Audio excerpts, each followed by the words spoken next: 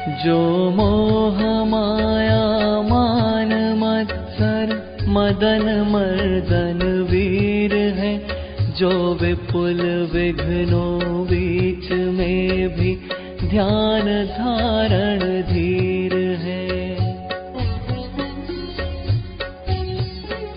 जो तरण तारण भव निवारण भव जलधि के तीर है, वे वंदनीय जिनेश तीर्थंकर स्वयं महावीर है।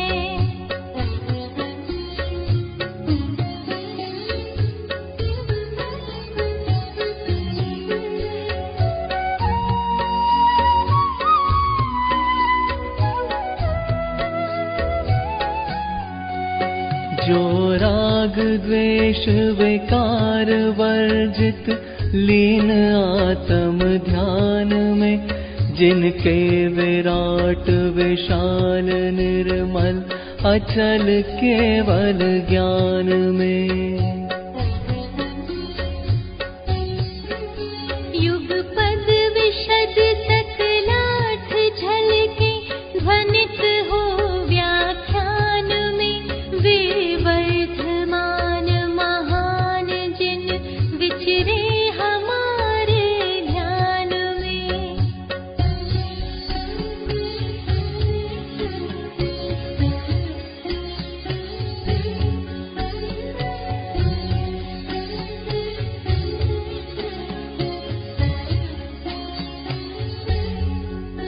जिनका परम पावन चरित जल निधि समान अपार है, जिनके गुणों के कथन में गणधर न पावे पार है। बस वीतराग विज्ञान ही जिनके कथन का सार है, उन सर्वदर्शी सन्मति को वंदना शतवार है।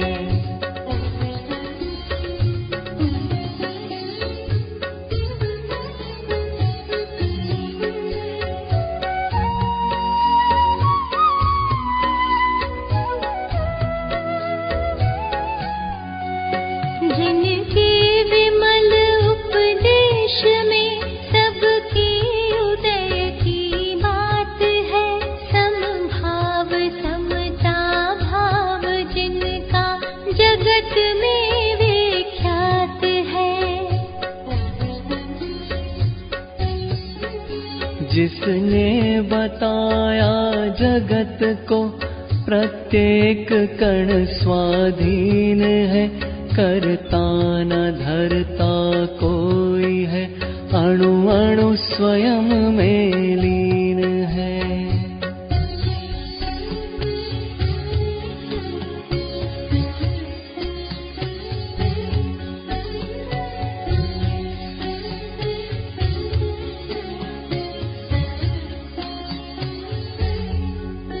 आत्म बने परमात्मा हो शांति सारे देश में, है देशना सर्वोदयी महावीर के संदेश में। है देशना सर्वोदयी महावीर के संदेश में।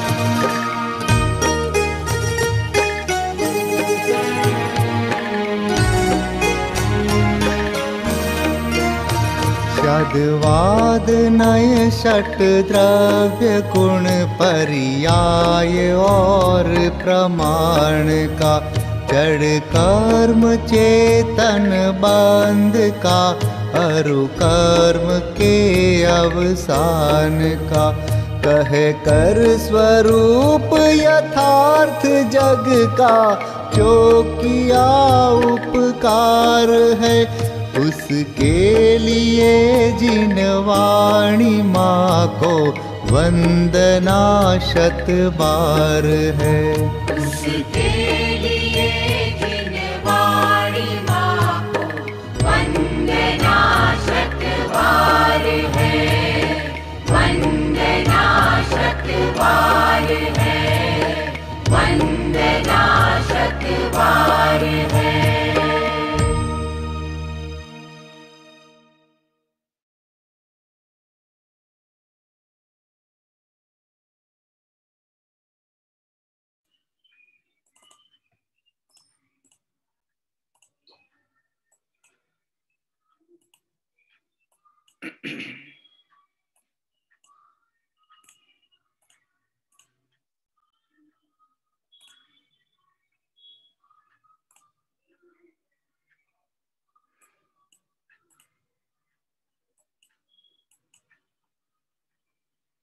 सभी साधर्मी बंधुओं को जय जनेन्द्र। आइए मंगलाचरण पूर्वक स्वाध्याय प्रारंभ करते हैं। नमो अरिहंताणम, नमो सिद्धाणम, नमो आयरियाणम, नमो वच्छायाणम, नमो लोए सब साहूणम। तिहुवण तिलयम देवम वंदित तातिहु वणिंद परि पूज्यम, वोच्छमणुपेहाओ भव्य जनानंद जननियो। त्रिभुवन तिलक सत इंद्र वंदित, देव श्री अरहंत को कर नमन कहूँ अनुप्रेक्षाएं, भव्य को सुख करे अहो, भव्य को सुख करे अहो। कार्तिकीय अनुप्रेक्षा ग्रंथादिराज का स्वाध्याय चलता है। संसार भावना की चर्चा के अंतर्गत नरक गति और तिर्यंच गति के वर्णन से आगे बढ़ते हुए अब इस दुर्लभ मनुष्य गति की चर्चा करते हैं और संसार में इस मनुष्य गति में जीव को कैसे परिभ्रमण और दुख या परिस्थितियों का सामना करना पड़ता है, सारी चर्चा इस गाथाओं के माध्यम से यहाँ पर प्रारंभ होगी। कुल 12 गाथाओं के माध्यम से मनुष्य गति के दुखों की चर्चा की गई है। हम विचार करते हैं कि संसार की चर्चा जब भी आ रही है और अनुप्रेक्षा के अनुसार आचार्य देव संसार स्वरूप की चर्चा करते हैं, तो दुख ही दुख की बात क्यों है? कहीं सुख की बात भी तो करनी चाहिए थी। हमें तो सुख प्रतीत होता ही है ना, हमें तो संसार में अच्छा लगता ही है। तो यदि संसार में अच्छा लग रहा है तो कहीं थोड़ी बहुत सुख की चर्चा तो की जानी चाहिए थी। तो इतनी बात को कहने के लिए ये कहा जा सकता है कि इस संसार में जो मोही जीवों को सुख भासित होता है, वह सुख तो बिंदु के बराबर है और दुख इतने हैं कि जिसके हम कहें तो जैसे स्वयंभू रमण समुद्र है जिसका अथाह जल राशि, ऐसा तो संसार में दुख पड़ा हुआ है और सुख बिंदु बराबर है। तो उस सुख की, उस अथाह दुख के सामने क्या चर्चा की जाए? वास्तव में देखा जाए, वह जो सुख भी कहा गया है वह भी सिर्फ अभी मन में, अभिप्राय में, पर में सुख मानने की बुद्धि है, उस अपेक्षा सुख है, नहीं तो सुख का नाम और निशान इस संसार में है ही नहीं। तो यहाँ पर जिन 4 गतियों की चर्चा में मनुष्य और तिर्यंच गति, नरक और तिर्यंच गति की चर्चा की, अब आगे की गाथा के माध्यम से यहाँ पर मनुष्य गति की चर्चा प्रारंभ होगी। कल 44वीं गाथा में विषय आया था कि ऐसे पूर्वोक्त प्रकार से, मतलब तिर्यंच गति के दुखों का जो वर्णन पूर्व में किया गया, उस अनुसार अनेक दुखों को सहता हुआ कोई जीव तिर्यंच गति से निकलकर और लब्धि अपर्याप्तक मनुष्य आदि होता है। अब मनुष्य गति के दुख 12 गाथाओं में कहते हैं, उनमें प्रथम ही गर्भ में उत्पन्न होने की अवस्था बतलाते हैं। क्योंकि मनुष्य गति के जीव गर्भज होते हैं, इसलिए उन्हें भी 9 माह की प्रक्रिया एक जन्म काल की होती है और उस प्रकृति के नियम के अनुसार गर्भ में रहना होता है। यद्यपि यह गर्भ में रहने का जो नियम है यह तीर्थंकर के जीव के साथ भी यथावत ही लागू होता है, लेकिन यहाँ पर गर्भ संबंधी दुख की चर्चा आ रही है। हम गर्भ कल्याणक की पूजा भी करते हैं और गर्भ कल्याणक उत्सव के रूप में भी मनाते हैं, पर यहाँ गर्भ को दुख का हेतु बताते हुए आचार्य देव मनुष्य गति के दुखों की चर्चा यहाँ क्रम से प्रारंभ करते हैं। आइए पहले गाथा पाठ करते हैं। अह गब्बे वे जायदि तत्थम विण वंडिकयंग पंचको विसहदि तिव्वम दुखम ऋग्गम माणो विज्योणी दो। गर्भ में सिकुड़े हुए सब अंग और प्रत्यंग है, बाहर योनि से निकलते समय अतिशय दुख सहे, समय अतिशय दुख सहे। यहाँ पर अन्वयार्थ देखते हैं। अह गब्भे भी जायदि, अथवा गर्भ में भी उत्पन्न होता है, यानी अथवा का मतलब है एक तो लब्धि पर्याप्तक समूर्छन आदि में हो जाए या फिर गर्भ में उत्पन्न हो, दोनों ही मनुष्य गति के जीव कहलाएंगे। तो भी वहां सिकुड़ कर रहे हैं हाथ जिसके, तिथम भी रिवणी कयंग पंजंगो, यानी वहां भी सिकुड़ रहे हैं हाथ और पैर आदि अंग तथा उंगली आदि प्रत्यंग जिसके, ऐसा होता हुआ तथा जोड़िदो ऋग्गम माणो भी, योनि से निकलते समय तिव्वम दुखम विसहदी, तीव्र दुख को सहता है। क्या कह रहे हैं? गर्भ में भी है तो कैसी स्थिति है?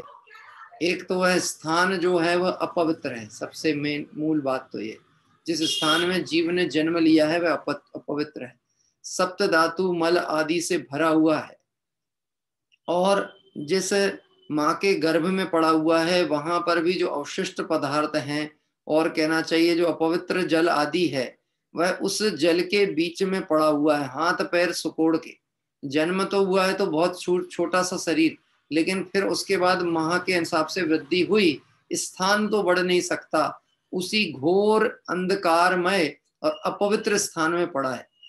अगर मैं एक बात कहूं तो गर्भ संबंधी जो दुख है वो किसी अपेक्षा नरक जैसा ही वातावरण है गर्भ के अंदर। क्या कह रहे हैं? नरक में भी घोर अंधकार, वहां की भूमि अपवित्र, बहुत कष्टप्रद, वहां का वातावरण अच्छा नहीं। वह जीव जो नरकादि से या त्रियंच आदि से निकल करके आया है और मनुष्य में आ गया, तो या तो लब्धि अपर्याप्तक में चला गया सम्मूर्छन में, और यदि गर्भज में भी हुआ तो इस मनुष्य पर्याय का प्रारंभिक चरण ही अत्यंत कष्टप्रद है। हाथ पैर सुकोड़ कर एक नाल से बंधा हुआ है। क्या कह रहे हैं? मानो एक रस्सी से बंधन को प्राप्त है, और उसी तरह उल्टा लटके लटके, और 9 माह का समय महाकष्ट वेदना से पूरा होता है। आदिनाथ भगवान की जो पुरानी पूजन है उसमें ये वर्णन आया है 4 गति के दुखों का, उसमें सारी चर्चा लिखी गई है। माता खावे चर परो तो लागे तन संताप हो, जो जननी तातो भके, तो उसमें भी शरीर में वेदना उत्पन्न हो जाए। मारी दीन तणी सुन वीनती, हे आदिश्वर नाथ मेरी दीनता वाली विनती सुनिए, मेरी कहानी सुनिए। अब यही सारी चर्चा मनुष्य गति के दुखों की यहाँ पर की जा रही। वास्तव में देखा जाए कर्णानियों के विषय के अनुसार यदि विचार किया जाता है तो ये मनुष्य भाव जीव को अत्यंत दुर्लभ होने पर भी मिलता कब है, और मिलता भी है तो कितना कष्टप्रद है, इसकी चर्चा कर रहे हैं कि यह जो मनुष्य भाव है जीव को मिलता है कि जब असंख्यात बार तो पहले नरक के भाव प्राप्त कर ले। क्या कह रहे हैं? त्रस पर्याय की स्थिति में आया ना, निगोद से निकल के साधिक 2000 सागर त्रस पर्याय की स्थिति में आया, उसमें अधिक भाव तो किसके जाने वाले हैं? नरक आदि के। यहाँ पे कर्णानियोग का उदाहरण के आधार पे बात की जा रही है। असंख्यात भाव तो नरक के मिलेंगे, उससे असंख्यात भाव देवादि गति के मिल जाएंगे। नरक से आधे ज्यादा भाव किसके मिलते हैं? देव गति, क्योंकि 2000 सागर साधिक 2000 सागर की स्थिति में लगभग 1340 ऐसे कुछ भावों की संख्या है, या 1340 या 1360 सागर तक की जो स्थिति है वो कहाँ चली जाती है? देव पर्याय की। और जो 740 के आसपास जो है वह नरक गति का है। तो यहाँ कह रहे हैं कि असंख्यात भाव तो नरक के, उससे ज्यादा भाव किसके? उससे ज्यादा भाव किसके? देव गति के प्राप्त करेगा। देव में भी मिथ्या दृष्टि आदि होता है तो वहां भी दुख ही दुख का प्रति समय वेदन चल रहा है, कषाय में पड़ा हुआ है, और वहां से भी मरा मिथ्यात्व सहित तो तिर्यंच आदि गति में यानी एकेंद्रीय पर्याय में पहुंच गए। तो कहते हैं नरक से ज्यादा भाव देवादि के प्राप्त किया, फिर देव गति से भी ज्यादा अनंत गुणे भाव तिर्यंच गति के प्राप्त किए। क्या कह रहे हैं? देव गति से ज्यादा भाव किसके मिले हैं? तिर्यंच गति के। तब कहीं जाकर एक बार मनुष्य आदि का भाव प्राप्त होता है। क्या कह रहे हैं? एक बार, इतना चक्र लगाने के बाद एक मौका मिलता है, और वह मौका भी कितना लंबा। अभी तो दुखों की चर्चा कर रहे हैं, पहले दुर्लभता की बात करेंगे, दुर्लभता के बाद दुख बताएंगे, और दुख के बाद में यहीं से सुख का मार्ग प्रशस्त होगा। तो ये मनुष्य पर्याय कितनी महत्वपूर्ण है, कीमती है, कितनी सावधानी से उपयोग करने की है, ये चर्चा यहाँ पर आएगी। पहले तो दुर्लभता तय की जा रही कि नरकों के असंख्यात भाव से ज्यादा भाव देव के, और देव से भी अनंत गुने भाव, असंख्यात भाव तिर्यंच गति के। ये चक्र पूरा करने पर एकाध बार मनुष्य भाव मिला। अब उस मनुष्य भाव में भी यदि हम बोधि दुर्लभ भावना की तरफ से बात करें मंगत राय जी की, तो उत्तम देश सुसंगति दुर्लभ श्रावक कुल पाना। क्या कह रहे हैं?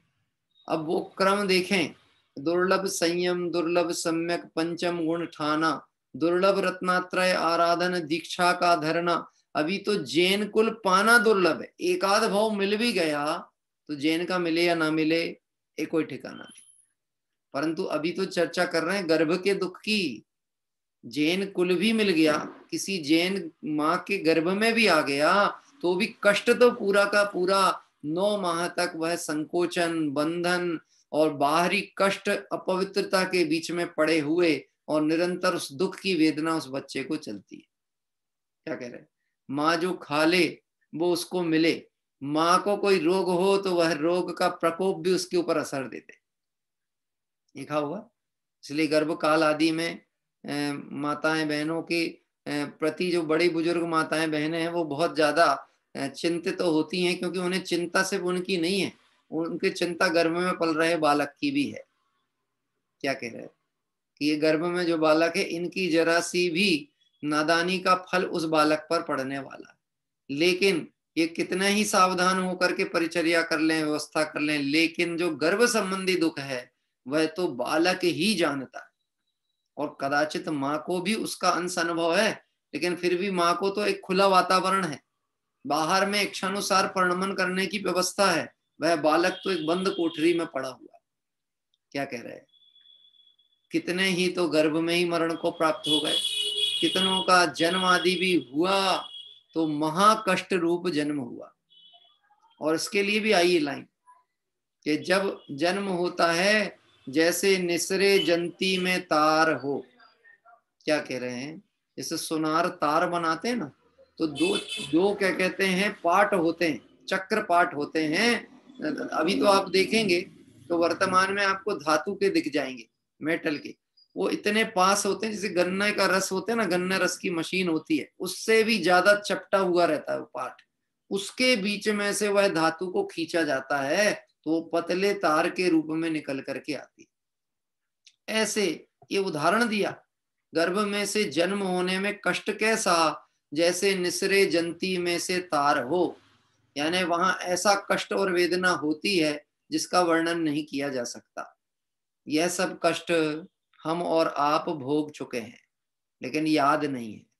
क्या कह रहे हैं? और ना केवल उसे ही कष्ट होता हो, माँ को भी कष्ट विशेष होता है।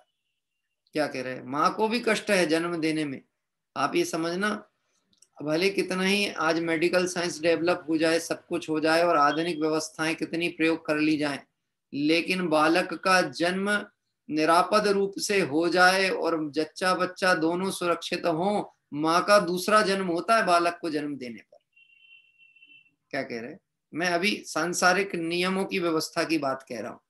दूसरा जन्म हुआ, ऐसे कष्ट में से गुजरी है कि मरण तक की वेदना उस समय प्रत्यक्ष अनुभव में आ जाती है।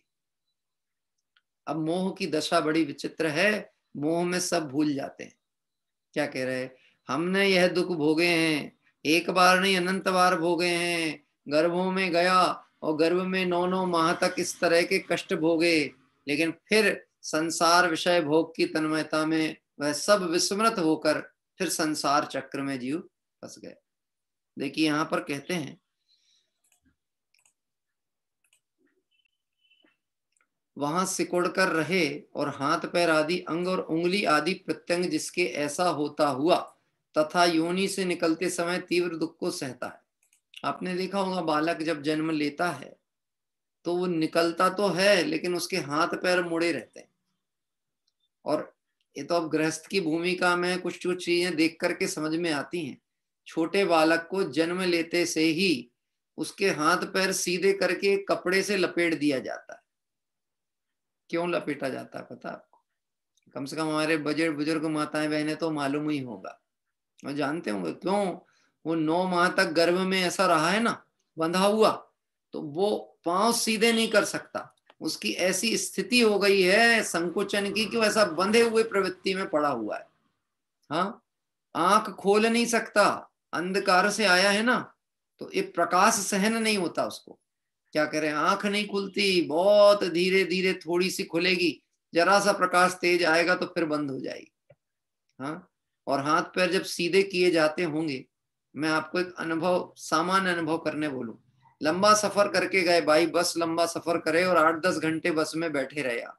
उसके बाद जब आप उठोगे और खड़े होकर के चलना चाहोगे या कहीं बैठोगे तो आपके हाथ पैरों कमर में दर्द होगा कि नहीं होगा? ये 10-12 घंटे तक एक ही स्थिति में बैठे रहने पर वो शरीर भी अकड़ जाता है। कल्पना करो 9 माह तक वह बच्चा, वह जीव गर्भ में कैसे बंधन रूप में पड़ा रहा। क्या कह रहे हैं? हाँ, उंगलियां भी देखा होगा आपने, मुट्ठी बांधे आता है ना। क्यों? आप एक बात समझना, इसका प्रैक्टिकल अनुभव करना। जब कहीं दर्द विशेष होता है तो आंख बंद हो जाती है, या सहन नहीं होता है तो आपकी चेहरे की आकृति प्रकृति बदलती है, हाथ की मुट्ठियां बंद हो जाती। मानो प्रतिज्ञा कर रहा हो गर्भ में रहकर, किस बात की? अब बंधन को स्वीकार नहीं करूंगा, प्रतिज्ञा ली, लेकिन बाहर आकर के तो प्रतिज्ञाएं तोड़वाई गई, खोली गई मुट्ठी, मालिश करो, हाथ सीधे करो। हैं? क्या कह रहे हैं? मुट्ठी बांधे आता है और हाथ पसारे जाता है। यही स्थिति है ना संसारिक।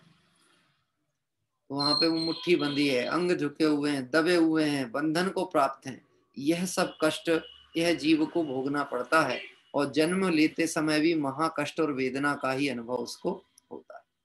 फिर कैसा होता है सो कहते हैं, बालोपि पीर्चत्तो पौ उच्छिद्येण बड्डदे दुहिदो एव जायाण शीलो गमेदि कालम महादुखम।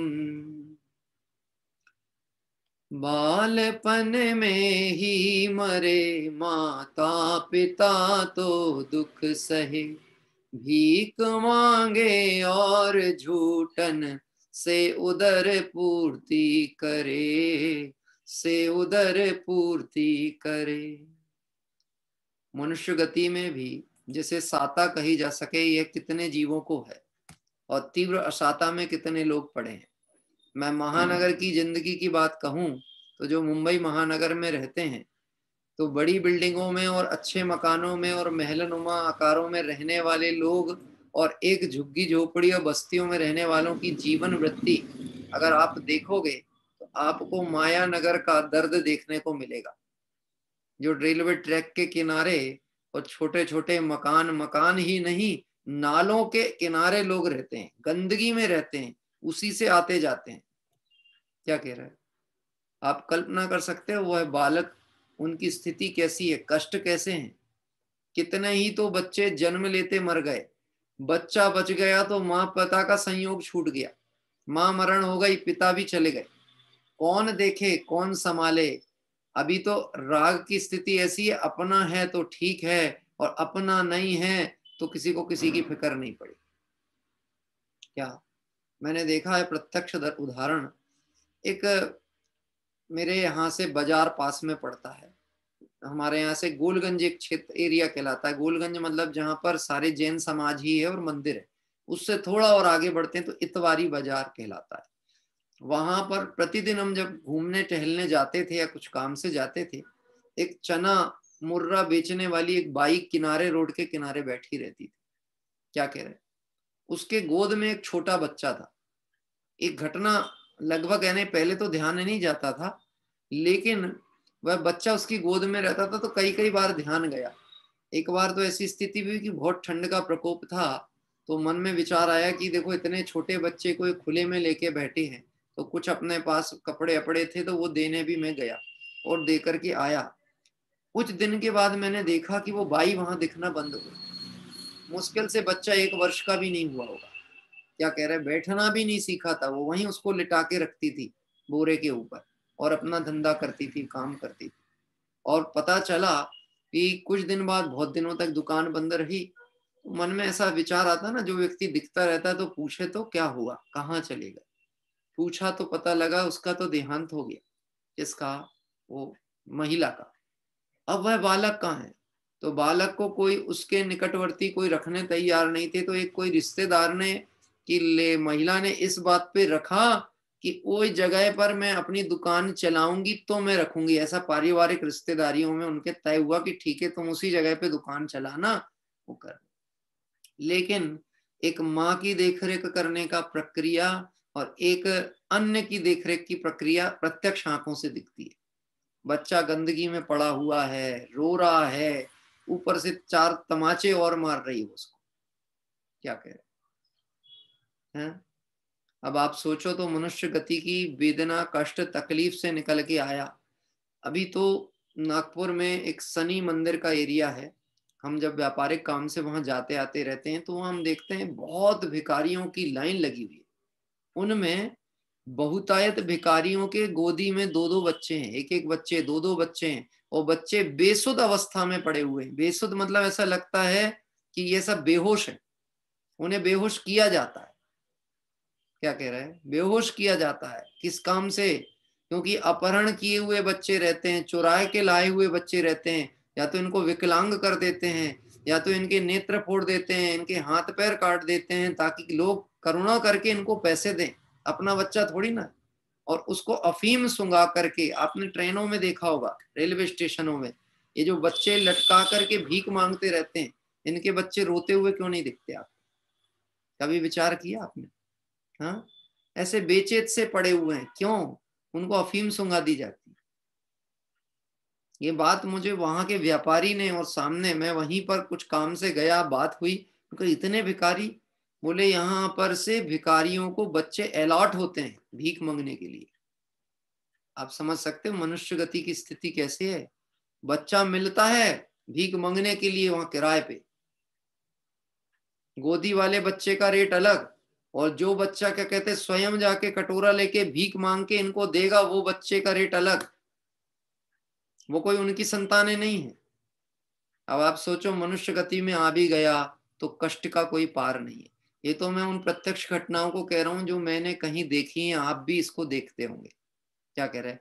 इसलिए देखो यहाँ पे बात कर रहे हैं आचार्य देव कि ये जीव ने मनुष्य गति में आकर के गर्भ में रहकर ही बाल अवस्था में माता पिता मर गए, तब दूसरों की झूठन से बड़ा हुआ। एवं जायण सीलो महादुख काल गमेदी। इस तरह भीख मांग मांग कर उदर पूर्ति करके महादुखी होता हुआ काल बिताता है। मैं अन्य घटनाएं और अन्य चर्चाएं क्या कहूं। मेरे पिताजी को ही, मेरे पिताजी की माता पिता मतलब मेरे जो दादा दादी थे, उन्हें भी स्मरण नहीं है, क्योंकि जब पिताजी 3 वर्ष के थे तब माँ गुजर गई, और 7 वर्ष के थे तब पिताजी नहीं रहे। अब घर परिवार में कोई देखने वाला नहीं। यद्यपि थे, बड़े भाई थे, बहनें थी, पर आपको मालूम हो पहले तो बहुत कम उम्र में विवाह आदि हो जाते थे, तो सब अपने अपने घर चले गए। मतलब मैं, यद्यपि ये सब चर्चा व्यक्तिगत है, लेकिन एक जीवन की घटनाएं और संसार का स्वरूप का दिग्दर्शन करना हो तो ये सब चीजें जानना बहुत आवश्यक है। मैं उनके ऊपर जो एक पुस्तक लिखने का भाव है, संघर्ष से समाधि तक मेरी जीवन यात्रा, उसमें चीजें उल्लिखित करूंगा। वो इसलिए उल्लिखित करूंगा जैसे बनारसी दास जी ने अर्थ कथानक के द्वारा अपना जीवन वृत्त लिखा। देखिए, अभिनंदन पत्र तो बन जाते हैं लोगों के, अभिनंदन पत्र में प्रशंसावाचक चीजें विशेष होती हैं, गुणवाचक चर्चाएं ज्यादा होती हैं। उनकी कर्म क्षेत्र की उन बातों का उल्लेख किया जाता है जिससे समाज लाभान्वित हो, पर उस व्यक्ति की अंतर व्यथा और अंतर द्वंद अंतर कथा कैसे पता लगे? और ये बात इसलिए नहीं, यदि तत्व नहीं होता, चिन्वाणी नहीं होती, तो हमारे कष्टों से हमें उभारता कौन? क्या कह रहे? हाँ, मेरे पिता के लिए माँ जो थी वो जिनवाणी ही थी। क्या कह रहे? क्योंकि देखा ही नहीं माँ को, 3 वर्ष की, दरिद्रता बहुत। अब ये समझना, ये वर्णन ग्रंथों का चल रहा है, वो प्रैक्टिकल जीवन में दरिद्रता ऐसी कि खाने को भोजन नहीं, गांव गांव जाकर के 1-1 किलो, आधा किलो अनाज बेचना, ये काम करना, बोरा उठाना। क्या कह रहे? मंदिर की पाठशाला में घंटी बजाना, दरी बिछाना, झाड़ू लगाना, एक कार्य तक उन्होंने किया। और आर्थिक स्थिति इतनी कमजोर, मैं ये बात इसलिए बताता हूं कि मुझे अपने को बल लेने के लिए कहीं देखना नहीं पड़ता। मैं अपने पिता का ही भूतकाल देख लेता हूं तो निश्चित मुझे लगता है कि मुझे बहुत अनुकूलता है, मेरे पास कहीं कोई तकलीफ नहीं है। ऐसी तो नहीं है कम से कम बाहर प्रतिकूलता, नहीं तो मनुष्य गति में जीवों की स्थिति कैसी है? पढ़ने की बहुत लगन, लेकिन पढ़ने की व्यवस्था नहीं, कॉपी पेन नहीं, तो लकड़ी की डंडी, जो आइसक्रीम और ये बांस की डंडी होती ना, उसमें 1 पैसे की रिफिल को धागे से बांध करके और पेन बना करके और खाली लिफाफों को इकट्ठा करके उस लिफाफों को खोल के उसकी कॉपी बनाई और उसमें लिखते थे। हमें बचपन में ऐसा लगता था, मैं मनुष्य गति के दुखों की बात कर रहा हूं, मैं अपनी पारिवारिक चर्चा नहीं कर रहा। मुझे बचपन में ऐसा लगता था, हमें वो पुरानी कॉपियां इकट्ठी करके, और कुछ पन्ने बच जाते थे हर साल की पढ़ाई में। आपने देखा होगा ना, हम लोग अपन पढ़ते हैं स्कूल में जाके तो कुछ पन्ने बच ही जाते हैं, कंप्लीट नहीं होती है नोटबुक, 2 पन्ने 4 पन्ने, वो है पन्नों को वो निकाल करके एक कॉपी फिर सिल देते थे हमारे लिए। यद्यपि हमें बड़ी शर्म आती थी कि स्कूल ले जाएंगे, सब हंसेंगे कि सिली हुई कॉपी लेकर के आते हो। लेकिन क्यों? मन में यदि विचार करें तो देखो, पाप का उदय है, प्रतिकूलता है, ये सब परिस्थितियां देखने को मिलती हैं, लेकिन फिर भी बल इस बात का है, हमें तो फिर भी बहुत अच्छा मिला। क्या कह रहे हैं? हमें क्या मिला? प्रतिकूलता के नाम पे क्या मिला? हमें तो अनुकूलता ही अनुकूलता मिली ना। मैं तो टोडरमल जी साहब की बात अपने ऊपर लागू करना चाहता हूँ। जैसे कोई महादरिद्री को अवलोकन मात्र चिंतामणि रत्न दिखावे और वह ना देखे, जैसे कोई संसार दुख से पीड़ित जीव को सुगम मोक्ष का मार्ग बतावे और वह ना उसे देखे, ना प्राप्त करे, और कोई कुष्ठ रोग से पीड़ित जीव को अमृत पान करावे और वह उस पर ध्यान न देवे, तो ताके दुर्भाग्य की महिमा का वर्णन तो हमसे ना हो सके। ऐसे हमें तो मनुष्य गति के दुखों की हम कहानी सुन रहे हैं, और हमें तो फिर भी कदाचित देखा जाए तो वैसे दुख नहीं है, फिर हम अवसर चूकते हैं, तो ताके दुर्भाग्य की महिमा का वर्णन तो इसकी, वो बाहर वालों की नहीं, मनुष्य गति के दुखों को बता रहे उनकी नहीं। हम चूक गए तो बात हमारी चलती है, किसकी कहानी चल रही है? मेरी मान के समझेंगे, पढ़ेंगे तो निश्चित ही सावधानी आने वाली है, और कहानी सुनने की बात रहेगी तो वहां पर कोई ना कोई परिणाम, कषाय आदि की भावना बैठी रहेगी। देखिए, इस तरह से यह दुख की चर्चा चलती है। अब कहते हैं कि यह पाप का फल है, ऐसी दरिद्रता भीख मांग मांग कर उदर पूर्ति करके महादुखी होता हुआ काल बिताता है। ऐसा कष्ट भी इस जीव ने देखा है। तिर्यंच गति से भी किसी किसी के हीन पुण्य हो जाए ना, तो मानो तिर्यंच गति से भी हीन अवस्था हो सकती है। तिर्यंच के भी पुण्य विशेष होते हैं। कई बार आपने देखा होगा, कुत्ते आदि की पर्याय में पहुंच जाए और किसी सेठ श्रीमंत के यहाँ पल जाए, कोई राजा के प्रमुख हाथी घोड़े इस तरह के पद को प्राप्त कर ले तो राज की सुख सुविधाएं मिल जाएं। लेकिन मनुष्य गति में स्थिति ऐसी है कि तिर्यंच से गई बीती। ऐसी सोशल मीडिया पे आपको घटनाएं देखने को मिलती होंगी जिसपे हमें विचार करना पड़ेगा, क्या यह मनुष्य गति है, क्या यह मनुष्य है।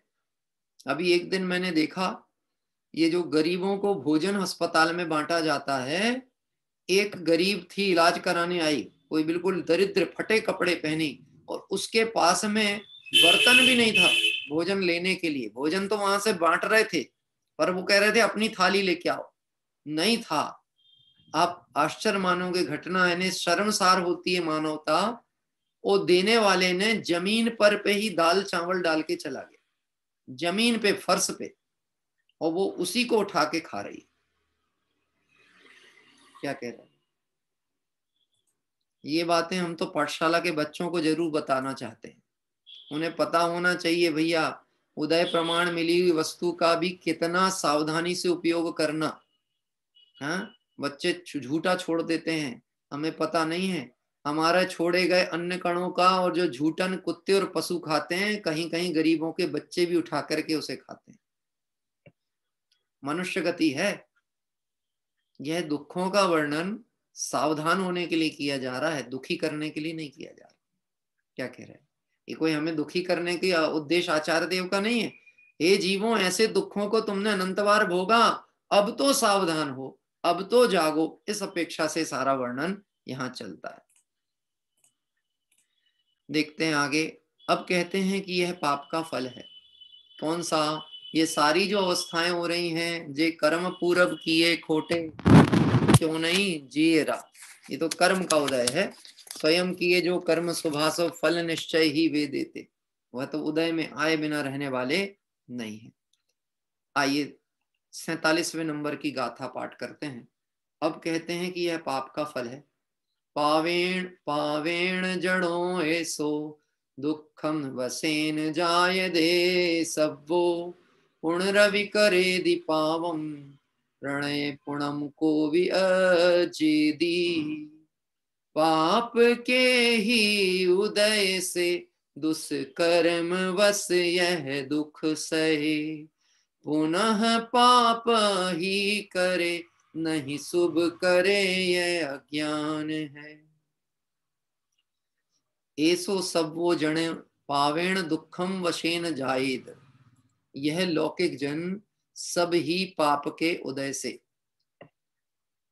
अशाता वेदनी, नीच गोत्र, अशुभ नाम, आयु आदि दुष्कर्म के वश से ऐसे दुख सहते हैं। देखिए कौन? यह सब लौकिक जन। लौकिक जन शब्द इसलिए कहा, यद्यपि संसार अवस्था में जो भी जीव है सबके कर्म उदय है, लेकिन ज्ञानी कर्म उदय का ज्ञाता है और अज्ञानी कर्म उदय का भोगता है। भोगता होने से नवीन पाप को बांधता है, और ज्ञानी ज्ञाता होने से पूर्व बद्ध की निर्जरा भी करता है और नवीन बंध से बचता भी है। इसलिए लौकिक जन शब्द प्रयोग किया है, क्योंकि लौकिक जन मतलब जिसकी बुद्धि अभी मिथ्यात्व से ढकी हुई है, उसको लौकिक कहा जाता है। धर्म मार्ग में भी, धर्म मार्ग की जो आराधना है वह अलौकिक आराधना कहलाती है, और पुण्य का रस पड़ा हुआ हो तो वह लौकिक वांछा कहलाती है। वीतरागी भगवंत के दर्शन पूजन करने आए, क्या सोच करके आए हैं? क्या सोच के आए? जिनको तुम त्यागे तुच्छ जान, वे उन्हें मानते हैं महान, उसमें ही निस्दिन रहे लीन, वह पुण्य पाप में ही प्रवीण। हाँ, क्या मांगने आते हैं हम भगवान से? हाँ, मैं आपसे पूछता हूं, 7 पीढ़ियों की व्यवस्था होने के बाद भी दीवार पे शुभ लाभ लिखता है तो किसके लिए लिखता है? और कितना चाहिए? किसके लिए चाहिए? क्या करेगा? भोग पाएगा नहीं, ले जाने की व्यवस्था साथ में नहीं है, सिर्फ इन परिणामों का फल ही जीव को भोगना पड़ेगा। इन भावों का क्या फल होगा, यह विचार तो करना ही चाहिए। क्या कह? ये तो विचार होना ही चाहिए। क्या कह रहे हैं यहाँ पर? असाता वेदनी आदि, यह सब दुख जो हैं, यह लौकिक जन सभी पाप के उदय से असाता वेदनी, नीच गोत्र, अशुभ नाम, आयु आदि दुष्कर्म के वश से ऐसे दुख सहते हैं। कर्म निमित्त की अपेक्षा से बात की है कि असाता वेदनी का उदय होगा तो प्रतिकूल प्रसंग बनेंगे, नीच गोत्र में चला गया तो हीन आचरण करेगा, अशुभ नाम कर्म का उदय हो गया तो शरीर आदि रोग सहित हो जाएंगे, कष्टप्रद होंगे, और हो सकता है आयु अति अल्प लेकर के आए तो जन्म लेते ही मरण हो जाए, जन्म लेने के कुछ काल बाद मरण हो जाए, जन्म ले भी ले तो रोग सहित अवस्था में जीवन चला जाए, विकलांग हो, मानसिक विक्षिप्त हो, ये सब स्थिति मनुष्य गति में घरों घर देखने को मिलती है। क्या साहब, ये बात तो आप सबके प्रत्यक्ष देखने में आती होगी ना, अनुभव में। ऐसी स्थिति संसार की चल रही है। गुरुदेव श्री अपने जब सोनगढ़ में रहते थे तो अनेक बार वह कभी कभी टहलते हुए भी अस्पताल चले जाते थे। सोनगढ़ के अस्पताल में, भावनगर के, ये क्यों जाते थे? उनका कोई निकटवर्ती तो भर्ती नहीं था, क्यों जाते थे? कि आपको संसार की स्वास्थ्यता देखनी हो तो ऐसे स्थान पर जाकर के देखो। क्या कह रहे? जन्म मरण दुख कष्ट किसे कहते हैं, आपको वहां अगर देखना हो तो मनुष्य गति का नरक का वातावरण देखना हो तो आपको अस्पतालों में मिल जाएगा। हाँ, शासकीय अस्पतालों की स्थिति तो और भयावह है। इसी चक्कर में तो लोग प्राइवेट में जाते हैं। तो प्राइवेट में कौन सा आपको विश्वास पात्र काम मिल रहा है? मुझे तो कोई बंबई के साधर्मी बता रहे थे कि लोगों के ऊपर ये जो बड़े बड़े अस्पताल हैं ये वैक्सीन और दवाइयों का प्रयोग करके देखते हैं मनुष्यों के ऊपर, पैसा भी लेते हैं, लाखों रुपए आपसे जमा भी कराएंगे और दवाइयों का परीक्षण आपके शरीर पर भी करके देखा जाएगा। लग गई तो उनका तो व्यापार चमक गया, और नहीं लगी तो मेडिकल साइंस को कानून की तरफ से कोई का मरण हो जाए तो उनके ऊपर अपराध सिद्ध नहीं होता। क्या कह रहे हैं? कोई प्रोफेशन से जुड़ा हुआ हो तो बुरा नहीं मानना, मैं पैसे को गलत नहीं कह रहा हूँ, पैसे मैं उस प्रोफेशन के प्रति गलत बात नहीं कह रहा हूँ, लेकिन मैं दृष्टिकोण और सोच की बात कह रहा हूँ। मैं मनुष्य गति में होने पर भी जीव की क्षुद्र परिणामता कितनी हो सकती है, इसकी हमको कल्पना करनी चाहिए। हाँ, वहां कोई दरिद्री है, मरण होता हुआ दिख रहा है, कष्ट में पड़ा है, तो ऐसा कहा जाएगा पहले पैसे लेके आओ, उसके पहले तो एडमिट भी नहीं करेंगे, इलाज चालू नहीं होगा, दवाई नहीं मिली तो मरते हो तो मर जाओ। अभी इस कोरोना के समय में ऐसी स्थिति हुई है, परिवार तो साथ में खड़ा नहीं हो सकता, आप तो उनको सौंप दो और जाओ, फिर उसके बाद उनके जवाब की प्रतीक्षा करो। किस बात की? व्यक्ति आएगा लौट के कि नहीं हमें नहीं पता, और हो सकता है कि बहुत जल्दी खबर आ जाए कि नहीं अब हम उनको नहीं बचा पाए, और आप अब ले जा भी नहीं सकते, देख भी नहीं सकते। कोई ने पूछा था भी ऐसा कैसा पाप का उदय आया कि अब तो समाधि भी नहीं हो सकती। मैंने कहा यही समय है इस बात को समझने का कि समाधि पराधीन नहीं होती। क्या कह रहे हैं? ऐसा प्रश्न उत्पन्न होता ना, कोई संबोधेगा कैसे आकर के हमको, ऐसा कष्ट का उदय हो गया, पाप का उदय आ गया तो हमारा क्या होगा? कि भैया जब लो न रोग जरा गहे तब लो झटिति निज हित करो, तुम मरण समय के लिए क्यों बैठते हो? अभी दादा ने बहुत सुंदर प्रवचन लिए हैं सुबह समाधि के ऊपर, जो शाश्वत धाम में सुबह का व्याख्यान उनका चलता था, 34 काव्य उन्होंने लिखे हैं, उसका टाइटल ही लिखा है समाधि मरण नहीं जीवन है। क्या कह रहे? जिनका जीवन समतामय है उनका कभी मरण बिगड़ता नहीं है, और जिनका जीवन कषाय युक्त है, विषय भोगों में लगा हुआ है, निश्चित समझना उनका जीवन भी बिगड़ा है और मरण तो बिगड़ने ही वाला है। भोगों की रुचि और विषयों की आसक्ति में जीव को समय पता नहीं लगता, लेकिन समय तो तीव्रता से जा रहा है, और जैसे ही आयु कर्म के क्षय होने का काल आता है तब सोचता है कुछ धर्म कर लूं, पर तब इंद्रियां शिथिल हो जाती हैं तो करे कैसे। और ये सारी जितनी बात कही है ना, देखो एक विचार करना जो पॉइंट लिखे यहाँ पर, असाता वेदनी, असाता वेदनी के उदय में क्या होता है? सुख सामग्री आदि की प्राप्ति नहीं होती है ना, साता संबंधी प्रसंग नहीं बनते, अनुकूल व्यवस्थाएं नहीं बनती, नीच गोत्र में जन्म होता है, मतलब हीन ऐसी दशा में जहां पे आचरण खोटा हो, जहां पर भ्रष्टता चलती हो, जहां अपराध चलते हो, जहां हिंसा चलती हो, ऐसे नीच गोत्र में जन्म हो जाए, अशुभ नाम कर्म से रोग आदि हो जाए और आयु आदि अल्प मिले। अब मैं इन चारों चीजों को जैन कुल में होने वालों की तरफ से भी विचार करने को कहूंगा। असाता वेदनी का उदय जैनियों को होता है कि नहीं होता? ये होता तो सब जीवों को है, जिसके अच्छा व्यापार चल रहा है, खूब पैसा है, धन संपत्ति है, परिवार अनुकूल है, उसको असाता वेदनी है कि नहीं है? हमने कर्म का उदय और व्यवस्था को हमेशा हम बाहर की सामग्री से ही तौलते और देखते हैं। अरे असाता वेदनी का ऐसा उदय है कि तेरे धन आदि की आसक्ति तो है, व्यापार में उपयोग तो लगता है, परंतु तुझे सच्चे सुख की चाह और इच्छा उत्पन्न नहीं होती, तू धर्म से नहीं जुड़ता। असाता वेदनी का उदय चल रहा है। क्या कह रहे सतीश जी भाई साहब? असाता वेदनी का उदय है।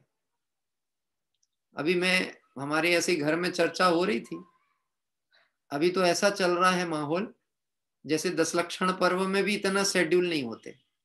अगर हम संपूर्ण भारत के कार्यक्रमों को देख लें, सभी संस्थागत कार्यक्रमों के, तो मुझे लगता है 8 घंटे तो कम से कम चलते होंगे सब जन के मिलाकर के। इतने तो 10 लक्षण पर के भी शेड्यूल नहीं होते। सुबह 2-2.5 घंटा, 3 घंटा, फिर एक आध प्रवचन, फिर दोपहर में 2-2.5 घंटे की संगोष्ठियां, चर्चाएं, फिर शाम को संध्या काल में भक्ति, फिर भक्ति के बाद में कोई एक संगोष्ठी, फिर विद्वानों के प्रवचन, फिर और भी कुछ साहित्यिक गतिविधियां। तो ये सब मिलाएं तो 8 घंटे। तो अभी क्या 10 लक्षण चल रहे हैं क्या? हाँ, कि आत्मार्थियों के साता का उदय चल रहा है और लौकिक जनों के असाता का उदय चल रहा है। आई बात ख्याल में? लौकिकों के असाता जन, लौकिक जन क्यों प्रयोग किया? साता असाता कोई व्यवस्था है ही नहीं, सारा खेल दृष्टि का है। अंदर में ही साता असाता पड़ी हुई, अंदर में शांति है तो फिर समता चल रही है, और अंदर में अशांति है तो फिर भूख ही खत्म नहीं हो रही, विषयों की दौड़ खत्म नहीं हो रही। नाच नाच मरी जाए, मरी कैसे चूहे। बनारसी दास जी। और हो रही हमारी अवस्था कोलू कैसे बैल की। कैसे बैल की? कोलू जैसा बैल है, सुबह से उठ करके रात भर जुता रहता है, चक्कर लगाता है। फल के नाम पे क्या प्राप्त होता है कि अपने बिंदु से एक कदम भी आगे नहीं बढ़ा, वहीं का वहीं पड़ा है। और गजब की बात है, वहीं का वहीं पड़ा है, इतना ही नहीं, गिरा ही है, पतित ही हुआ है, नुकसान ही हुआ है, फायदा कुछ नहीं हुआ। देखो, एक सोचो करणानियों की भाषा में एक बात। प्रमोद जी, अच्छा व्यापार चले, प्रमोद भैया व्यापार बहुत बढ़िया चले, सुबह 9 बजे दुकान खोले और रात के 9 बजे तक बंद हो, तो बोलो साता वेदनी का उदय है कि नहीं है? बोलते क्यों नहीं हो? बताओ, है कि नहीं? अरे कितना साहब आ रहा है, ऐसा आ रहा है, ऐसा आ रहा है, ये तो दिखता है, जा रहा है कि नहीं ये दिखता है कि नहीं दिखता? इस तन्मयता में, इस झूठे आनंद में मेरे जीवन का महत्वपूर्ण समय चला गया, वो दिखता है कि नहीं? श्वास चलत जो घटे काट जो आरे सो कटता। आयु घट रही है और विषय वासना बढ़ रही है। हाँ, नित्य घटती आयु है पर पाप मति घटती नहीं। योग सार में आचार्य देव ने गाथा रखी, आयु घट रही है और पाप बढ़ता चला जा रहा है, पाप की रुचि बढ़ती जा रही, विषय भोग अच्छे लग रहे हैं। निश्चित समझना जीव के दुर्गति के लक्षण है। ये मैं नहीं कह रहा हूं, जिनवाणी की व्यवस्था है परिणाम की भैया, है ना। हम यहाँ बैठ करके सबके अच्छा ही सोचेंगे, हम तो शांति पाठ पढ़ते हैं, सबका कल्याण हो, सब सुखी हो, सबके दुखों का नाश हो। ये तो मेरी भावना है, आपकी भावना है, लेकिन परिणाम के अनुसार फल लगने वाला ना। जैसा परिणाम, जैसी रुचि, अभिप्राय में जो वासना पड़ी उसका फल तो लगेगा। टोडरमल जी ने कहा ना, वासना का फल लगता है। वासना मतलब अभिप्राय में पड़ी हुई कचास, मिथ्या मान्यता, सुख बुद्धि जो पर में पड़ी हुई है, वह वास्तव में कष्ट का कारण है। बात चल रही है मनुष्य गति की, तिर्यंच गति में चर्चा आई थी। इनको परिग्रह आदि की आसक्ति नहीं है, इनको मकान जायदाद संपत्ति का कोई राग नहीं है। यह सब नाटक तो मनुष्य गति के जीवों का है। हाँ? क्या कह रहे हैं? कागज के टुकड़ों में फूला नहीं समाता है। क्या है इसमें? कागज में क्या है? धातु को तो कहते हैं पुद्गल, धूल, और ये कागज क्या है? ये भी तो धूल है ना, ये भी तो पुद्गल ही है कि नहीं है? आ जाए तो आनंद, रुक जाए तो महा आनंद, और घट जाए तो परम दुख। है? और इसकी व्यवस्था कठिन, इसका कमाना कठिन, इसकी रखना कठिन। अरे भैया इसकी व्यवस्था कठिन, पुण्योदय से प्राप्त की व्यवस्था कठिन, जिसमें जीवन लगाता है। पुण्य से प्राप्त हुई है और उसकी व्यवस्था बहुत कठिन है, क्योंकि विषय भोगों में लगाएगा तो पाप का ही बंद होने वाला है, और धर्मादि कार्य में लगाना हो तो पात्र की खोज करना पड़ेगी। वो आसान नहीं है। इस दुष्म पंचम काल में पात्र जीवों का मिलना बहुत कठिन है। कहीं कोई बिरला मिले तो मिले, पर उसको परीक्षा करने की दृष्टि भी तो अपनी हो। क्या कह रहे हैं? पात्र को खोजने के लिए पात्रता की जरूरत होती है। हमारी दृष्टि में भी तो पात्र का परिचय हो कि पात्र जीव ये है, ये इसकी ये व्यवस्था होनी चाहिए। देवशाद गुरु की आराधना का काम होना चाहिए। एक बात कहता हूं, मंदिर बना लेना अच्छी बात है, गृहस्थ धर्म में ये परिणाम आता है, आना भी चाहिए, इसकी कहीं कोई हम निंदा नहीं कर रहे। लेकिन सिर्फ मंदिर ही मंदिर बनाते चले गए, लेकिन मन मंदिर नहीं बना, तो मानो पत्थर एक वहां रखा था और एक ये चैतन्य को भी पत्थर बना दिया। निर्माण का विकल्प निर्वाण से दूर लेके चला जा रहा है। और बनाओ और बनाओ और बनाओ और बनाओ। किसके लिए बनाना? हाँ, आगे की पीढ़ी के लिए। अपना क्या होगा कि हम तो बना बना के परेशान हैं।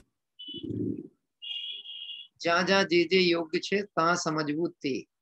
समझना भैया, कहीं की कहीं मत जोड़ लेना। जो विषय भोगों में रुचि चल रही है उनको ये बात कही जा रही है, और जिनकी रुचि इसी को करके ही धर्म मानने की पड़ गई है उनके लिए बात कही जा रही है। भूमिका अनुसार तो यह परिणाम ज्ञानी को भी आए बिना रहते नहीं है, और ज्ञानी तदनुसार उसमें परिणमन करता हुआ दिखता भी है, लेकिन तन्मय नहीं। आइए वापस चलते हैं। मनुष्य गति के दुखों का वर्णन क्रम आगे की ओर चल रहा है। ऐसे नीच गोत्र, मैंने बीच में भी चर्चा की थी। उच्च गोत्र मतलब क्या और नीच गोत्र मतलब क्या? जिस घर में सप्त व्यसन हो, अष्टमूल गुण का पालन ना हो, रात्रि भोजन होता हो, अनछने पानी का प्रयोग होता हो, देव दर्शन करने का भाव ना आता हो, देवशास्त्र गुरु की भक्ति का परिणाम ना हो, जिस घर में जिनवाणी रखने के लिए स्थान ना हो, वो कौन सा गोत्र वाले हैं? उच्च गोत्र की नीच गोत्र वाले? बोले साहब घर तो बहुत अच्छा बना है, लेकिन क्या करें, रखने जगह नहीं, जिनवाणी रखने जगह नहीं, बिल्कुल स्पेस ही नहीं है हमारे घर में। अच्छा, जब 30 इंच की एलसीडी टीवी थी तो उसमें अच्छा नहीं लगता था, तो 54 इंच की और 108 इंच की और 210 इंच की जो भी हो, उतनी बड़ी के लिए जगह कैसे बन गई? बन जाती है कि नहीं बन जाती? हाँ, उसके लिए जगह बन गई। और घर में माँ को रखने के लिए जगह नहीं है, यह घर नहीं है, शमशान है। ये उच्च गोत्र जैनी का घर नहीं है जिसके घर में जिनवाणी नहीं हो। तो देखो, देव को तो हम घर में नहीं रख सकते। सच्चे देव के तो जिन मंदिर होते हैं, जिनालय। निर्गंत गुरु तो किसी के घर में आते ही नहीं है। एक माँ जिनवाणी ही है जो हमें अपने घर में हमें संभालने के लिए है। हम जिनवाणी की संभाल कर रहे हैं नहीं, माँ हमको संभाल रही है। तो जिनवाणी हमारे घर पे है तो हमारा घर ही जिनवाणी का मंदिर है। बोलो उच्च गोत्र है कि नीच गोत्र? ऐसी सूचनाएं पहले निकाली गई। जिनके घर में कोई जिनवाणी देख रेख नहीं कर पा रहा हो, अभिनय होती हो, फट गई हो, खराब हो गई हो, तो आप हमको भिजवा दीजिएगा, हम उसकी व्यवस्था करेंगे। लोगों को तो इतनी प्रसन्नता हुई, इससे अच्छा काम दूसरा कुछ नहीं। आप आश्चर्य मानोगे, ट्रक ट्रक भर के साहित्य आया, ट्रक भर के साहित्य आए। मैं अहमदाबाद में एक जगह गया था, एक वहां पे पुराने ग्रंथों का संग्रह होता है। वहां पे इतना साहित्य कि कोई व्यवस्था करने वाला व्यक्ति नहीं। एक दिगंबर जैनी को विचार नहीं आया कि उसकी व्यवस्था करें। किसी ने जगह दान करके मकान या कमरा दे दिया था, तो वहां इकट्ठे होता जा रहा था। कम से कम 8-10 कमरों में वो भरा हुआ साहित्य। और एक बुजुर्ग माता जी, हिंदू मत की, उनके पति थोड़े रुचि वाले थे जैन धर्म के, तो वो बुजुर्ग माता जी देखती थी, कोई आए भी जाए भी उन्हीं जिनवाणी के ग्रंथों के ऊपर से पैर रख के, पार्सलों के ऊपर से चढ़ करके और रैक के ऊपर से सामान निकाल रहे, कर रहे, देख करके आपको कैसा लगेगा? ये जैनियों के घर से लौटाई गई माँ है। क्या कह रहे हैं? हाँ, देखो मालूम ऐसा होता है, मैं थोड़ी सी सोच मेरी हो सकता अलग ढंग की हो, लेकिन अब क्या करें, बस इतना ही है कि वो आगम से मिल जाए तो अच्छी, आगम विरुद्ध नहीं होनी चाहिए। भले वो लौकिक जन को, जगत जन को ना सुहाए तो उसके लिए कुछ नहीं किया जा सकता। लोग सोचते हैं जिनवाणी भेंट कर दो। क्या कह रहे हैं? जिनवाणी भेंट करो लोगों को, बात तो अच्छी है, लेकिन जिसको उसकी कदर नहीं उसको देने का मतलब भी क्या है? घर घर जिनवाणी पहुंचाओ, सबको पहुंचाओ, कोई तो पढ़ेगा। अरे वो पढ़ेगा कितना और नहीं पढ़ेगा ये तो बात की, अभिनय कितनी करेगा उसकी। जब तक 100 बार दरकार नहीं हो, इस अर्घ का क्या मूल्य है, इसकी क्या कीमत है? ये कोई 20 रुपए कीमत है क्या इसकी? है कि लोगों ने, दान दातारों ने कम कर दिया, हमको ऐसा लगता कम हो गया रेट, अब लोग खरीदेंगे। ओशो है ना, रजनीश, रजनीश का साहित्य आज भी सबसे महंगा है। और आपको पता है रजनीश पहले जन्म से कौन था? जैन ही था। और वो बनियों की वणक वृत्ति को समझता था। उसको मालूम था इस जगत में जिस चीज की कीमत है उससे लोगों को उस चीज, दूसरी चीज की कीमत लगानी चाहिए।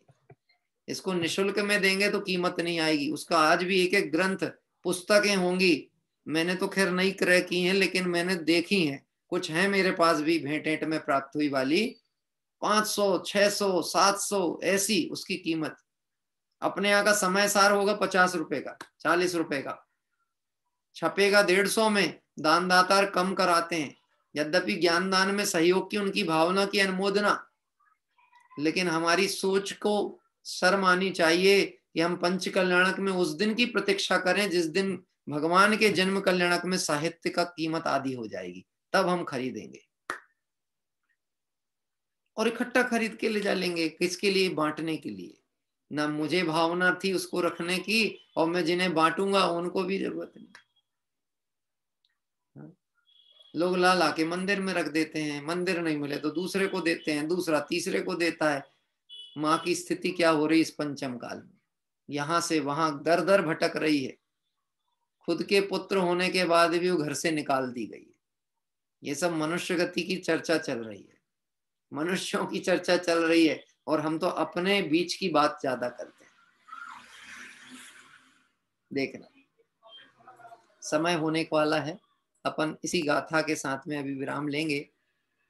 नीच गोत्र, अशुभ नाम। अब देखना, विचार करना, शरीर में रोग होने पर भी शरीर से भेद ज्ञान करके और आत्मा को इस देह से भिन्न जानना, तो बोलो उसको रोग है कि नहीं? अगर उसने देह को आत्मा से भिन्न जाना, रोग आदि से रहित जाना, अजर अमर ऐसा जाना, तो फिर उसको रोग है कि नहीं? उसको ए रोग संबंधी नाम कर्म का असाता प्रकृति का उदय है कि नहीं? नहीं है। और पूर्णता स्वस्थ है, मुझे तो अभी कुछ नहीं है, मैं तो बिल्कुल परफेक्ट हूं, हेल्थ अच्छी है, शरीर अच्छा काम कर रहा है, बोलो अस्वस्थ है कि नहीं?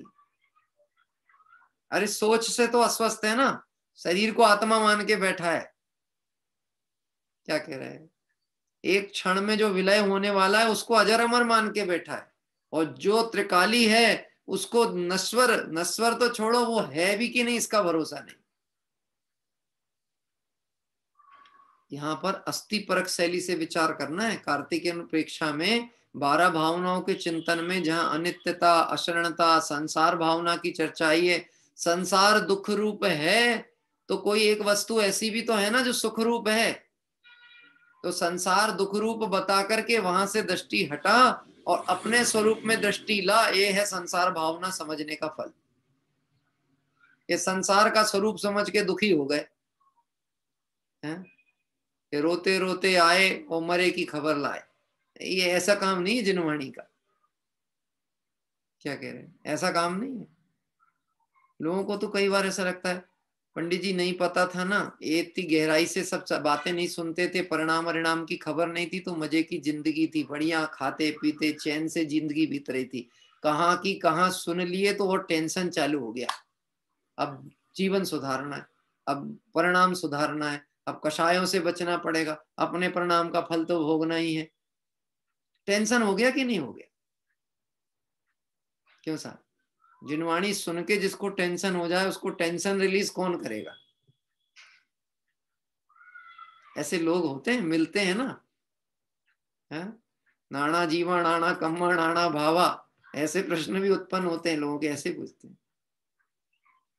पता नहीं था तो बहुत मजे की जिंदगी थी, कहाँ की कहाँ, आराम से सोते थे 12 बजे तक। वो एक बार सुबह उठने की आदत हो गई, अब बड़ी दिक्कत ही है।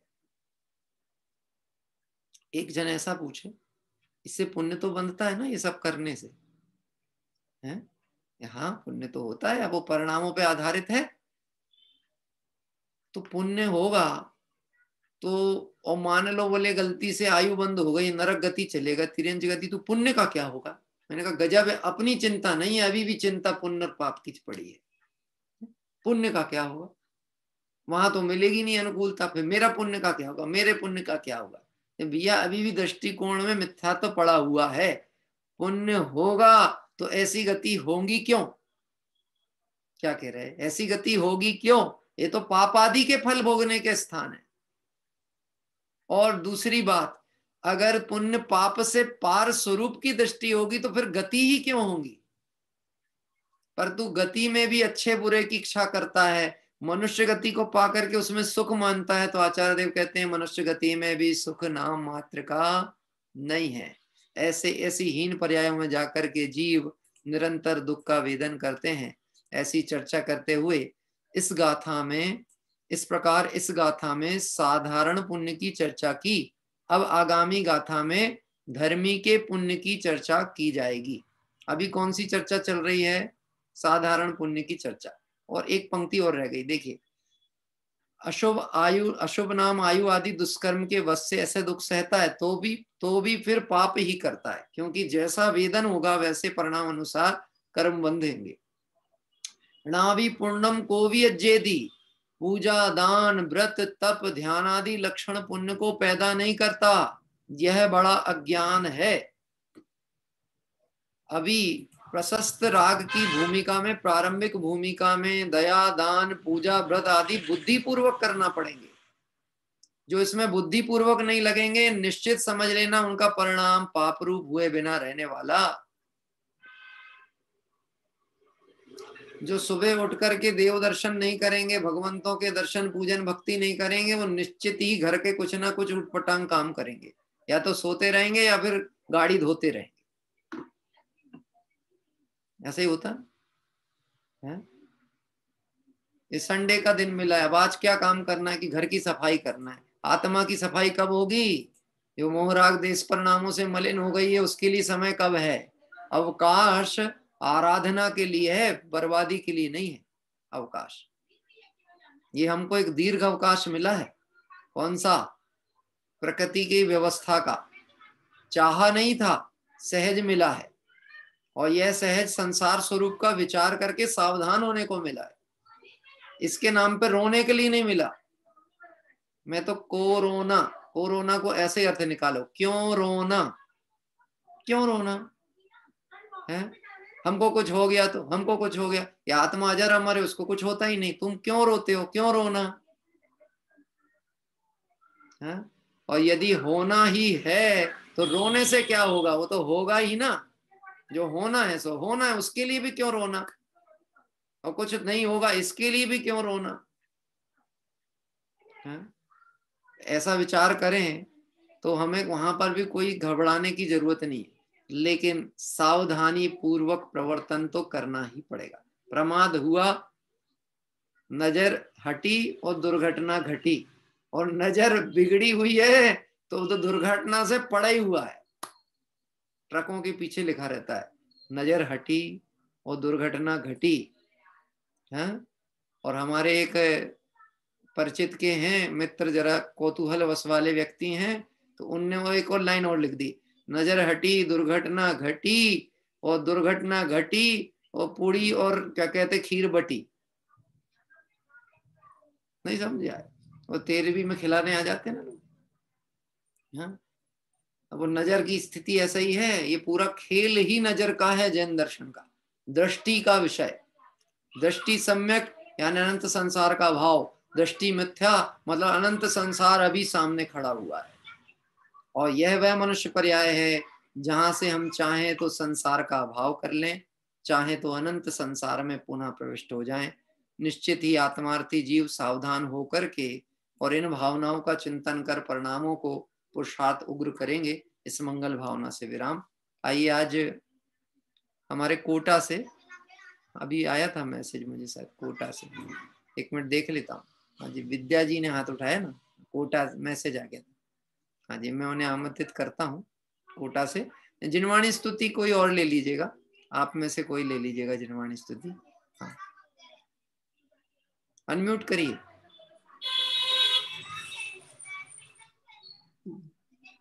जय जिनेन्द्र। जय जय।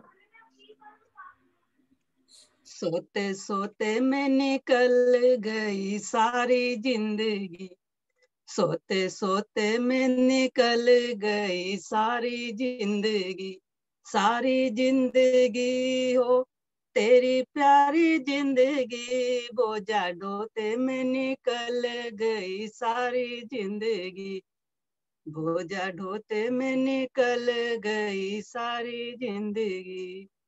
जन्म लेते इस धरती पर तूने रुदन मचाया, जन्म लेते इस धरती पर तूने रुदन मचाया, आंखें भी ना खुलने पाई, भूख भूख चिल्लाया, रोते रोते मैं निकल गई सारी जिंदगी, सोते सोते मैं निकल गई सारी जिंदगी। खेल कूद में बचपन बीता यौवन पा बोराया, खेल कूद में बचपन बीता यौवन पा बोराया, धर्म कर्म का मर्मन जाना, विषय भोग मस्ताना, भोगो भोगो में निकल गए सारी जिंदगी, भोगो भोगो में निकल गए सारी जिंदगी, सोते सोते में निकल गई सारी जिंदगी। धीरे धीरे बड़ा बुढ़ापा डगमग डोले काया, धीरे धीरे बड़ा बुढ़ापा डगमग डोले काया, सबके सब रोगों ने देखो डेरा खूब जमाया, रोगो रोगो में निकल गए सारी जिंदगी, रोगो रोगो में निकल गई सारी जिंदगी, सोते सोते में निकल गई सारी जिंदगी, सारी जिंदगी ओ तेरी प्यारी जिंदगी, बोझा ढोते में निकल गई सारी जिंदगी, जिसको तू अपना समझे तावद बैठा धोखा, जिसको तू अपना समझे तावद बेटा धोखा, प्राण गए फिर जल जाएगा ये माटी का खोखा, खोखा ढोते में निकल गई सारी जिंदगी, खोखा ढोते में निकल गई सारी जिंदगी, सोते सोते में निकल गई सारी जिंदगी, सारी जिंदगी हो तेरी प्यारी जिंदगी, बोझा ढोते में निकल गई सारी जिंदगी। जय जय। प्रासंगिक भक्ति अभी हमारे विद्या जी जो कि हमारे कोटा से जुड़ते हैं और हमारे दैनिक स्वाध्याय और दैनिक यात्रा प्रसंग के साथी हैं, उनके द्वारा बहुत सुंदर अभी भक्ति पाठ यहाँ पे हुआ। सोते सोते में ही निकल गई सारी जिंदगी। सिर्फ आंख बंद करके ही लोग सोते हैं ऐसा नहीं है, खुली आंखों से भी लोग नींद लेते हैं। जब तक दृष्टि नहीं बदली है, जागृतता नहीं आई है, तब तक मानो निद्रा ही चल रही है। और यह निद्रा आज की नहीं है, यह चिर निद्रा अनादि काल से मिथ्यात्व मोह की उन्मत्तता से जीव की चली आ रही। आइए, एक सुंदर भक्ति पाठ के माध्यम से हमने इस विषय को और भली प्रकार से विचार करने का अवसर प्राप्त किया।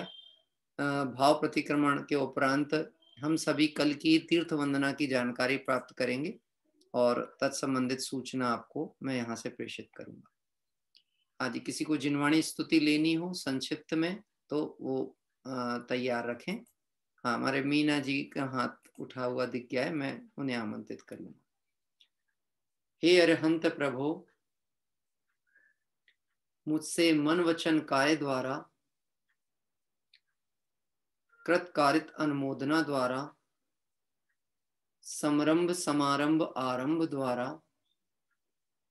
क्रोध मान माया लोभ द्वारा प्रमाद इत्यादि विभावों द्वारा इस भव में या पूर्व भव में सच्चे देव शास्त्र गुरु की अभिनय हुई हो, व्रतों में अतिक्रम व्यतिक्रम अतिचार अनाचार दोष लगाया हो, एकेंद्रिय से लेकर पंचेंद्रिय तक किसी भी जीव की हिंसा हुई हो, विराधना हुई हो, दिन या रात में लगाए सर्व दोषों का पश्चाताप व्यक्त करता हूं, क्षमा मांगता हूं। वह मेरे सभी दोष मिथ्या हो, मैं मुझ में रहूं। इस प्रकार मैं इन सभी दोषों का प्रायश्चित करता हूं। ओम नमः सिद्धेभ्य। और हम सभी अभी तीन दिवस का शाश्वत धाम का सुंदर आयोजन वार्षिक महोत्सव के 3 विधानों को संपन्न करते हुए अपनी तीर्थ यात्रा क्रम में कल पुनः जुड़ेंगे। कल हम सभी पहुंचेंगे राजस्थान के एक सुंदर से अक्षय क्षेत्र महलका जी में, जहाँ पे चतुर्थकालीन प्रतिमा है और लगभग आजादी के पहले 200 वर्ष पहले प्रतिमाएं नदी से प्राप्त हुई थी और भूगर्भ आदि से प्राप्त हुई थी। ऐसा एक सुंदर क्षेत्र है महलका जी, जो कि राजस्थान में है। निश्चित ही जो राजस्थान से हमारे साधर्मी बंधु जुड़ते होंगे, हो सकता है किसी किसी को इस स्थान की जानकारी हो भी, और कुछ ऐसे भी हो सकते हैं जिनके लिए वह स्थान अभी भी नवीन हो। हमारे लिए तो बहुतायत नवीन ही है। 200 में से लगभग 150 क्षेत्र तो हमने आप लोगों के साथ में ही अभी देखे हैं। अभी बाकी अब जब भी प्रसंग बन जाएगा तो निश्चित ही प्रत्यक्ष दर्शन को जाने का भी भाव रखेंगे। तो इस तरह कल प्रातः काल, कल समय अपना पुनः फिर बदल जाएगा। 7:50 यानी 8 बजे से 9 बजे का टाइम, और 9 से 9:30 हमारा समय सार कलश का जो एक क्रम अपना रहेगा। इसलिए आप समय ध्यान रखें। आईडी अपनी अब यही वाली वापस पुनः अपने जो था स्वाध्याय प्रेमी वाली, उसी आईडी के माध्यम से आप जुड़ सकेंगे। प्रातः काल आप सभी मंदिर पूजन आदि से निवृत्त आदि होकर के और फिर बैठें, ऐसी मेरी भावना है। और फिर बाकी जैसी जिसकी अनुकूलता है वो व्यवस्था अपनी देखें। आइए हम सभी भक्ति पाठ के लिए चलते हैं। जिनवाणी स्तुति पाठ के लिए दिल्ली से हमारे मीना जी और अनिल जी भाई साहब जुड़ते हैं, मैं उन्हें आमंत्रित करता हूँ।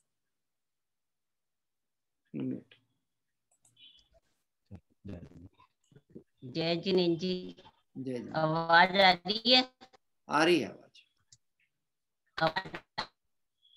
हमने तो घूमी 4 गतियां, ना मानी जिने वाणी की बतियां। हमने तो घूमी 4 गतियां, ना मानी जिने वाणी की बतियां। नरकों में दुख ही दुख पाए, नरकों में दुख ही दुख पाए। खंड खंड यह देह कराए, पायो न चैन दिन रतियां, न मानी जिने वाणी की बतियां।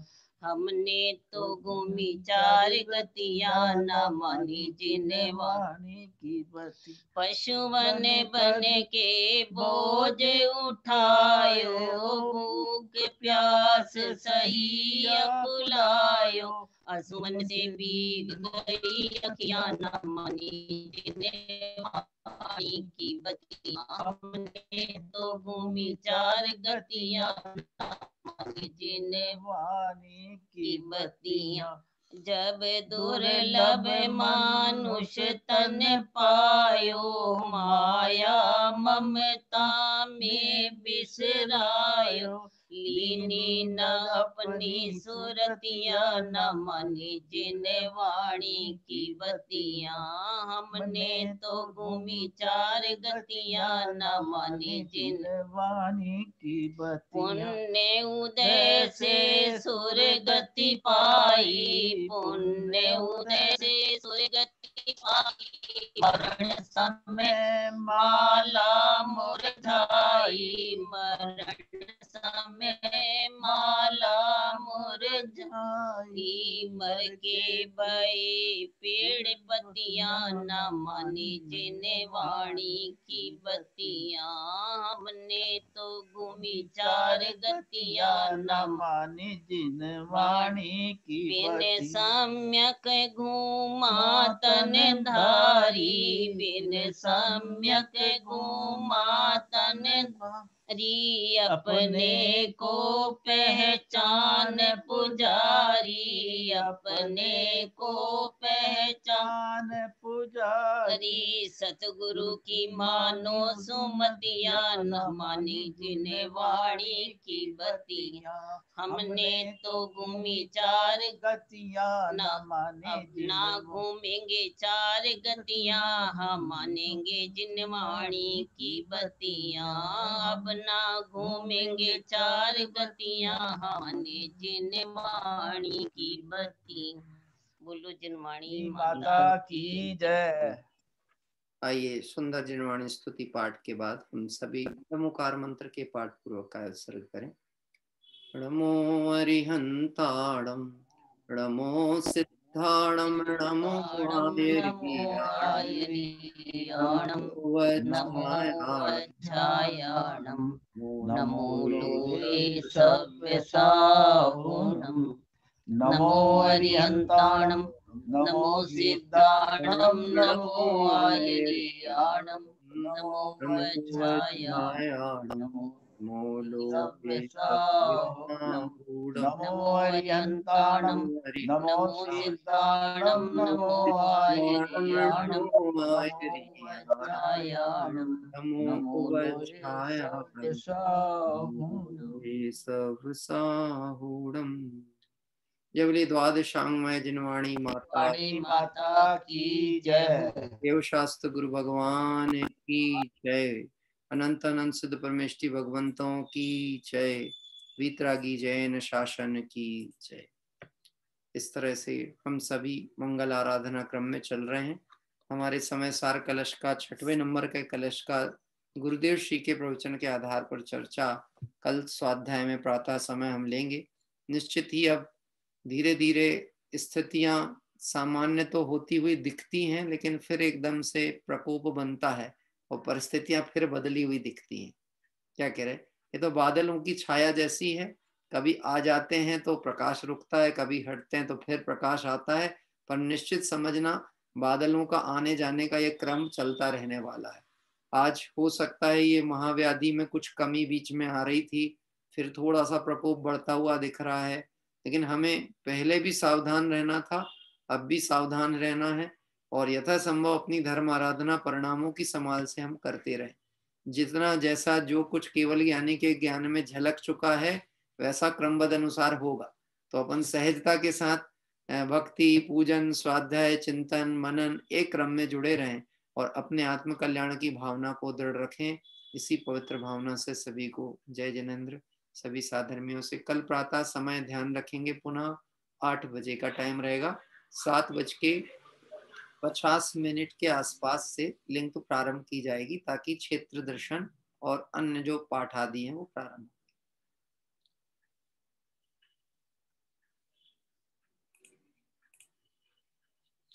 हाँ जी, किसी को आमंत्रण करता में नाम प्रेषित करना हो तो कर दीजिएगा परिवार के साथ बैठने के लिए।